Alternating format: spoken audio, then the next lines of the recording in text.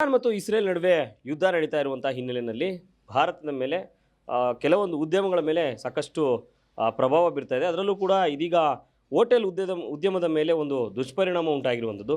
ಯಾವ ರೀತಿಯಾಗಿ ಈ ಒಂದು ಸಮಸ್ಯೆ ಆಗ್ತಾ ಇದೆ ಅನ್ನುವಂಥದ್ದನ್ನು ಮಾತಾಡಿಸ್ತಾ ಹೋಗ್ತೀನಿ. ನಮ್ಮ ಜೊತೆ ತುಮಕೂರು ಹೋಟೆಲ್ ಅಸೋಸಿಯೇಷನ್ನ ಕಾರ್ಯದರ್ಶಿಗಳು, ಡೈರೆಕ್ಟರ್ಗಳು ನಮ್ಮ ಜೊತೆ ಇದ್ದಾರೆ. ಅವ್ರನ್ನ ಮಾತಾಡಿಸ್ತೀನಿ. ಸರ್ ನಮಸ್ಕಾರ. ಏನು ಪ್ರಾಬ್ಲಮ್ ಆಗ್ತಾ ಇದೆ ಸರ್ ಇವತ್ತಿಂದ? ಸರ್, ನಮ್ಮದು ಭಾರತ ದೇಶಕ್ಕೆ ಏನು ಸಮಸ್ಯೆ ಅಂತಂದರೆ, ಇರಾನ್ ಮತ್ತು ಇರಾಕ್ ಎರಡೂ ದೇಶದ ಅಲ್ಲಿ ಇರ್ತಕ್ಕಂಥ ಇಸ್ರೇಲ್ ಎರಡೂ ದೇಶದಲ್ಲಿ ನಡೀತಕ್ಕಂಥ ಯುದ್ಧದಲ್ಲಿ, ಆ ಯುದ್ಧದಿಂದ ನಮ್ಮ ಭಾರತ ದೇಶಕ್ಕೆ ಈ ಅನಿಲ ಏನು ಗ್ಯಾಸ್ ನಮಗೆ ಏನು ಸಮಸ್ಯೆ ಬರ್ತಾ ಇದೆ, ಸಿಲಿಂಡರು, ಇದನ್ನು ನಮ್ಮ ದೇಶದಲ್ಲಿ ಭಾರಿ ಉದ್ಭವ ಆಗ್ತಾ ಇದೆ. ಆ ದೇಶದಲ್ಲಿ ಯುದ್ಧವನ್ನು ನಿಂತರೆ ಮುಂದೆ ನಮಗೆ ಗ್ಯಾಸಿನ ಸಮಸ್ಯೆ ಇಲ್ಲ ಅಂಥೇಳಿ ಗ್ಯಾಸ್ ಏಜೆನ್ಸಿಯವರು ಹೇಳ್ತಾ ಇದ್ದಾರೆ. ಆದರೆ ಗ್ಯಾಸು ನಾವು ಯಾವ ಮಟ್ಟದಲ್ಲಿ ಕೊಡ್ತೀವಿ, ಯಾವ ಥರ ಕೊಡ್ತೀವಿ ಅನ್ನೋದು ನಮ್ಮ ಸೆಂಟ್ರಲ್ ಗೌರ್ಮೆಂಟ್ನವರು ತೀರ್ಮಾನ ಕೈಗೊಳ್ಳಬೇಕು ಅಂತ ಹೇಳಿದ್ದಾರೆ. ಇವತ್ತಿನ ಮೆಸೇಜ್ ಪ್ರಕಾರ 10 ಗಂಟೆಗೆ ಸೆಂಟ್ರಲ್ ಗೌರ್ಮೆಂಟ್ನವರು ಇವತ್ತು ನಮ್ಮ MP ಅವರೆಲ್ಲ ಇವತ್ತು ತುರ್ತು ಸಭೆಯನ್ನು ಕರೆದು ಇವತ್ತು ಸಭೆಯಲ್ಲಿ ಏನು ತೀರ್ಮಾನ ಕೈಗೊಳ್ತಾರೆ, ಅದರ ನಂತರ ನಮ್ಮ ಹೋಟೆಲು ಉಳಿವು ಅದರ ಮೇಲೆ ನಿಂತಿರ್ತದೆ. ಯಾಕಂದರೆ ಇದು ನಾವು ಹಿಂದೆ 1991-92ರಲ್ಲಿ ಗೋಬರ್ ಗ್ಯಾಸ್ ಅಂತ ಇತ್ತು. ಆ ಗೋಬರ್ ಗ್ಯಾಸು ಅವಾಗ ಈಗ ಸಿಲಿಂಡ್ರಿಗೆ ಯಾವುದು ಇರಲಿಲ್ಲ.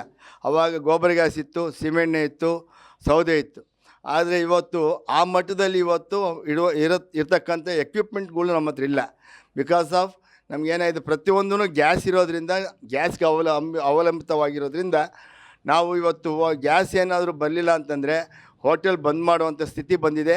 ಹಾಗೂ ಉದ್ಯಮಿಗಳಲ್ಲಿ ಇರ್ತಕ್ಕಂಥ ನಮ್ಮ ಕೆಲಸಗಾರರುಗಳು ಕೂಡ ಬೀದಿ ಪಾಲಾಗುವಂಥದ್ದು ದಿನ ಅದು ಕೂಡ ಬರ್ತಾ ಇದೆ. ಹಾಗಾಗಿ ನಮ್ಮ ಪ್ರತಿಯೊಂದೂ ಕೂಡ ನಮಗೆ ನಾವು ಗ್ಯಾಸನ್ನು ಬಿಟ್ಟು ಇನ್ನೇನೂ ಮಾಡಲಿಕ್ಕಾಗೋದಿಲ್ಲ. ನಾವು ಪ್ರತಿಯೊಂದು ಮೇಘಾ ಗ್ಯಾಸ್ ಅವ್ರು ಕೇಳಿದ್ದೀವಿ, ಅವರು ಸಮಸ್ಯೆ ಆಗ್ತಾ ಇದೆ ಅಂತ ಅವರು ಕೂಡ ಹೇಳ್ತಾ ಇದ್ದಾರೆ. ಹಾಗೂ ಇಂಡಿಯನ್ ಗ್ಯಾಸು, HP ಗ್ಯಾಸು, ಇವನ್ನೆಲ್ಲ ಭಾರತ್ ಗ್ಯಾಸ್ ಇವನ್ನೆಲ್ಲ ಭೇಟಿ ಮಾಡಿ ಫೋನ್ ಮುಖಾಂತರ ಕೇಳಿದಾಗ, ಸರ್ ನಮ್ಮ ಹತ್ರ 2-3 ದಿನ ಆಗುವಷ್ಟು ನಮ್ಮ ಗ್ರಾಹಕರು ಏನಿದ್ದಾರೆ ಅವ್ರಿಗೆ ಮಾತ್ರ ಕೊಡ್ಲಿಕ್ಕೆ ಸಪ್ಲೈ ಆಗ್ತದೆ. ಅದು ಏನಾದರೂ ಮುಂದೆ ಸ್ಟಾಕ್ ಬರಲಿಲ್ಲ ಅಂತಂತಂದರೆ ನಮ್ಮಲ್ಲೂ ಕೂಡ ಲಭ್ಯವಿರೋದಿಲ್ಲ ಅಂತ ಹೇಳಿದ್ದಾರೆ.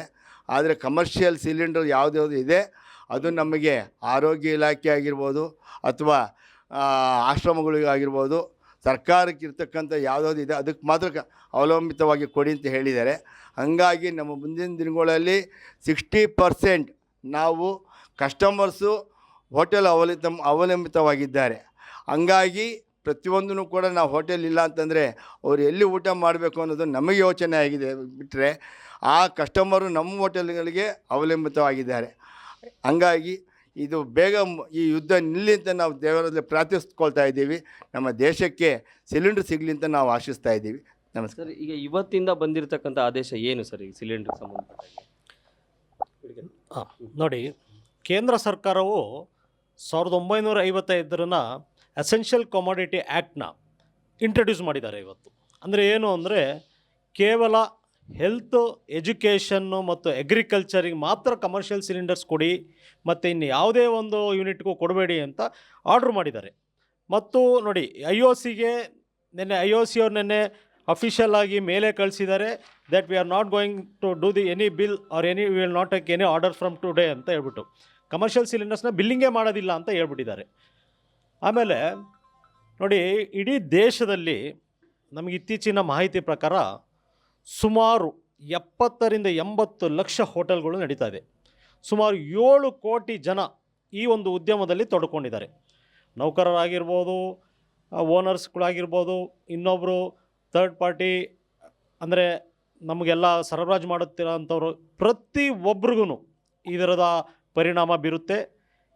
ಮತ್ತು ಮೇನ್ ಹೈನುಗಾರಿಕೆ, ಹಾಲು ತಯಾರಾಗುತ್ತಿರೋಂಥ ಸುಮಾರು 80% ಹಾಲನ್ನ ನಮ್ಮ ಹೋಟೆಲ್ ಉದ್ಯಮನೇ ಉಪಯೋಗಿಸ್ತಾ ಇರೋದು. ಬಿಸಿ ಇದ್ದಾರೆ. ಹೋಟೆಲ್ ಉದ್ಯಮನೇ ಉಪಯೋಗಿಸ್ತಾ ಇರೋದು. ಹೈನುಗಾರಿಕೆಗೆ ಏನು ಮಾಡ್ತೀರಾ?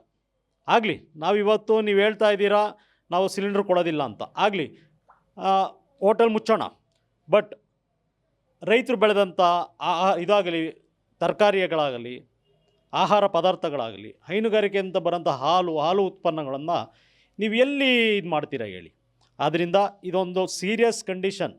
ಯಾವುದೇ ಕಾರಣಕ್ಕೂ ನಮಗೆ ಕೊಡ್ತಿರೋಂಥ ಅನಿಲವನ್ನು ನಿಲ್ಲಿಸ್ದಲೇ ಇವತ್ತಿಂದ ಹೇಗೆ ಇದೇ ರೀತಿ ನೀವು ಬಿಲ್ ಮಾಡ್ತಾಯಿದ್ದೀರೋ ಬಿಲ್ ಮಾಡಿಕೊಂಡು ಆಗಲಿ, ಡಿಸ್ಕೌಂಟ್ 150 ರೂಪಾಯಿ ತೆಗೆದ್ರಿ, ಅದ್ರ ಮೇಲೆ 145 ರೂಪಾಯಿ ಹೆಚ್ಚಿಗೆ ಹೊರೆ ಆಗಿದೆ, ಒಪ್ಕೊಳ್ತೀವಿ ನಾವು. ಯುದ್ಧದ ಸಂದರ್ಭ, ನಾವು ದೇಶದ ಜೊತೆ ನಿಲ್ತೀವಿ.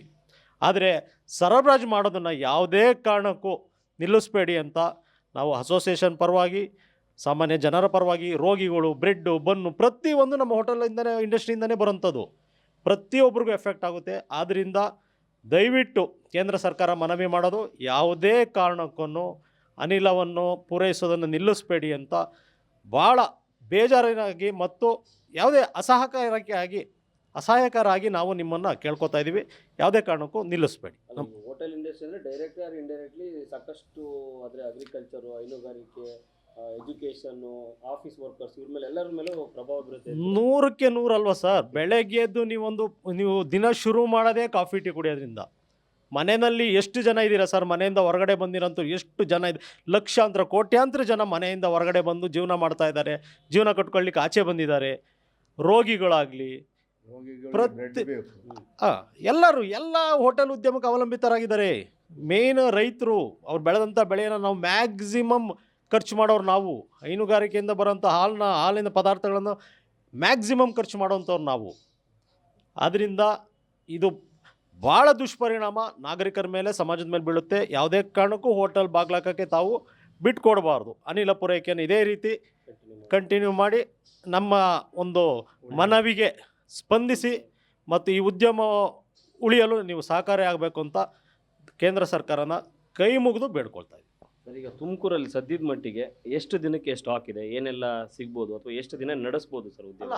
ಸರ್, ನಿನ್ನೆ ನಾವು HP ಗ್ಯಾಸ್ನವ್ರಿಗೂ ಮತ್ತು ಭಾರತ್ ಗ್ಯಾಸ್ನವ್ರಿಗೆ ನಿನ್ನೆ ಮಾಹಿತಿ ತೊಗೊಂಡ್ವಿ. ಅವರೇನು ಹೇಳ್ತಾ ಇದ್ದಾರೆ, ನಮ್ಮಲ್ಲಿರ್ತಕ್ಕಂಥ ಕಸ್ಟಮರ್ಸು ಏನಿದ್ದಾರೆ, ನಾವು ಒಂದು 3 ದಿನ ಕೊಡುವಷ್ಟು ನಮ್ಮಲ್ಲಿ ಸ್ಟಾಕ್ ಇದೆ ಅಂತ ಹೇಳಿದ್ದಾರೆ. ತದನಂತರ ನಮಗೆ ನಾವು ಕೇಳಿದ ತಕ್ಷಣ ನಾವು ಬೆಂಗಳೂರಿನಲ್ಲಿ ಸ್ಟಾಕ್ ಏನು ಅಲ್ಲಿಂದ ಹೆಚ್ಚುವರಿ ಇದ್ದು ಆಮೇಲೆ ಇಲ್ಲಿ ಕಳಿಸ್ತೀವಿ ಅಂತ ಹೇಳಿದ್ದಾರೆ. ಬಟ್ ಇದು ಎಷ್ಟು ದಿನ ಅಂತ ಏನು ಮಾಹಿತಿ ಕೊಟ್ಟಿಲ್ಲ. ಬಟ್ ನಮ್ಮದು ಪ್ರೈವೇಟ್ ಗ್ಯಾಸ್ನವರು ಪೈಪ್ಲೈನಲ್ಲಿರ್ತಕ್ಕಂಥ ಪೈಪ್ಲೈನ್ ಗ್ಯಾಸ್ಗಳು ಮಾತ್ರ ಅದು ನಿರಂತರವಾಗಿ ಇರುತ್ತೆ ಅಂತ ಮಾಹಿತಿ ಕೊಟ್ಟಿದ್ದಾರೆ. ಬಟ್ ಅದು ಎಷ್ಟು ದಿನ ಇರುತ್ತೆ ಅಂತ ನಮಗೂ ಗೊತ್ತಿಲ್ಲ. ಅಲ್ಲ, ಈಗ ಏಕಾಏಕಿ ಸ್ಟಾಪ್ ಮಾಡಿದ್ರೆ ಏನಾದರೂ ಆಲ್ಟರ್ನೇಟಿವ್ ಇದೆಯಾ ನಿಮಗೆ, ಹೇಗೆ ಅಂತ? ಆಗಲ್ಲ. ಬೇಗ ಒಂದು ನಿಮಿಷ, ಎಷ್ಟು ದಿನಕ್ಕೆ ಅಂತ ಇಲ್ಲಿ ಪ್ರಶ್ನೆನೇ ಬರೋದಿಲ್ಲ. ಕಾರಣ ಅವ್ರ ಹತ್ರ ಎಷ್ಟಾರು ಸ್ಟಾಕ್ ಇರಲಿ, ಇವತ್ತಿಂದ ಬಿಲ್ಲಿಂಗ್ ಮಾಡೋದೇ ನಿಲ್ಲಿಸಿ ಅಂತ ಹೇಳಿದ್ದಾರೆ. ಹೌದು, ಈಗಿರೋಂಥ ಕಮರ್ಷಿಯಲ್ ಸಿಲಿಂಡರ್ಸ್ನ health industry, agriculture industry, education industry ಅಂದರೆ ಹಾಸ್ಟೆಲ್ಗಳಿಗೆ ಮತ್ತು ಎಸೆನ್ಷಿಯಲ್ ಕಮಾಡಿಟಿ ಇತ್ತ ಅವ್ರಿಗೆ ಮಾತ್ರ ಕೊಡಿ. ಈಗ ಸ್ಟಾಕ್ ಎಷ್ಟಾರು ಇರಲಿ, ಹೋಟೆಲಿಗೆ ಕೊಡಬೇಡಿ ಅಂತಲೇ ರೂಲ್ಸ್ ಮಾಡಿದ್ದಾರೆ.